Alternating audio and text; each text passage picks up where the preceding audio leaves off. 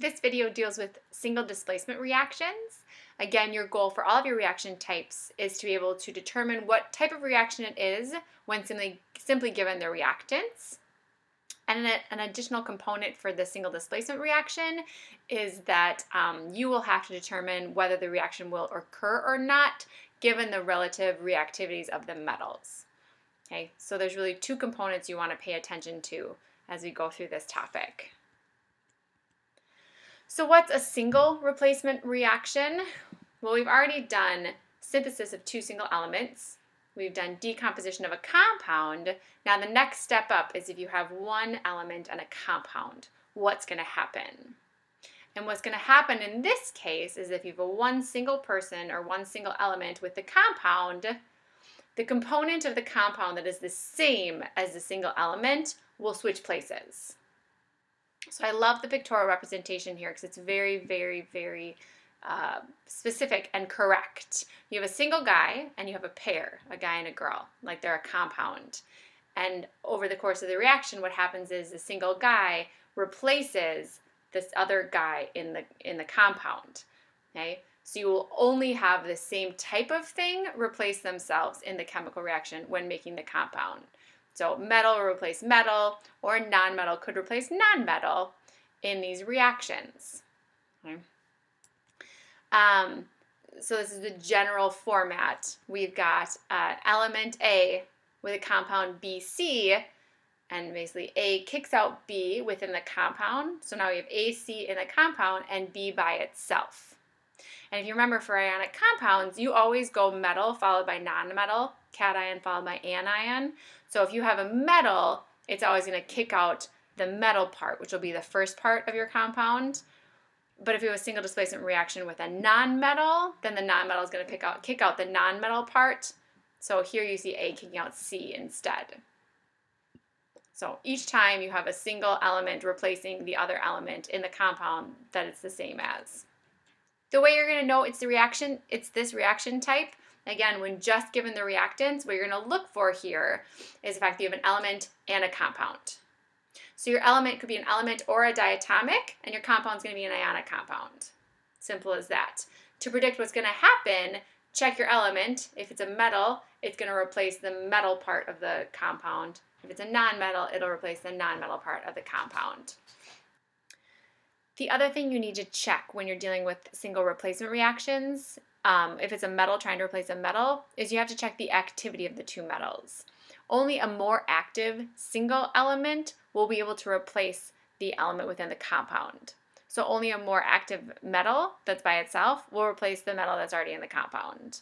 And if you look at the picture, you can kind of see it in that you have a kind of big burly dude in color who ends up replacing the scrawny, lame guy in the compound. So why is it that a metal only replaces the metal if it's more active? Well, the way I like to think about it is that it's always the stronger metal. Okay, your stronger metals are your more active metals. Now, don't get active and reactive confused. It's not a question always of reactivity.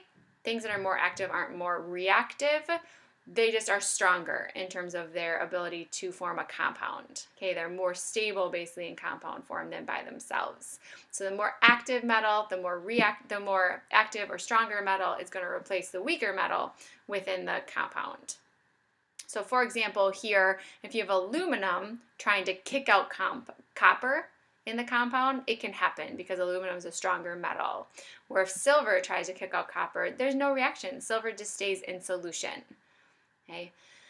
So the way I like to think about it again, if you look at that single element with the compound, the single element is the one that's dictating whether the reaction happens or not. The compound is fairly stable. Okay. That single element has to kick out the other element. So it has to be more active, higher on the activity series than the metal it's replacing. So this activity series is actually on the back of your periodic table. And if you look at it, your more active is on the top and your less active is on the bottom. So basically all the ones on the top can kick out the ones beneath. So when you're working on single displacement reactions, it's a question of do you have a more active metal or not? Is it higher up on the activity series? So for example, if you had this chemical reaction where we had barium and we had sodium chloride. We can tell it's a single displacement because we have an element and a compound. These are both metals, so this is trying to kick this out. And the question is it going to happen?